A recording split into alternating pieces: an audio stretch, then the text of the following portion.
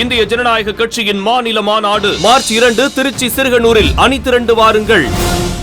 இந்திய ஜனநாயக கட்சியின் மாநில மாநாடு தொடர்பாக வைக்கப்பட்டுள்ள பிளக்ஸ் பேனர்கள் கிழிக்கப்பட்டுள்ளதாக புகார் கூறியுள்ள அக்கட்சியின் திருப்பூர் மாவட்ட தலைவர் பாரி கணபதி, இதில் ஈடுபட்டவர்களை காவல்துறை கைது செய்ய வேண்டும் எனவும், இல்லை என்றால் ஐஜேகே சார்பில் தமிழ்நாடு முழுவதும் போராட்டம் நடத்தப்படும் எனவும் தெரிவித்துள்ளார்.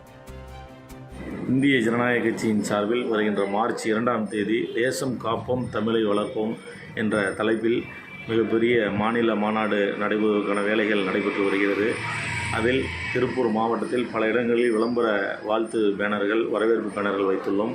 அதில் குறிப்பாக வாவிபாளையம் பகுதியில் இருக்கக்கூடிய ஒரு இடத்தில் வைக்கப்பட்டுள்ள எங்களது விளம்பர பேனரை அடையாளம் தெரியாத மர்ம நபர்கள், சமூக விரோதிகள் யாரோ வேண்டுமென்றே திட்டமிட்டு நேற்று இரவு அதனை கிழித்து சேதப்படுத்தியுள்ளார்கள்.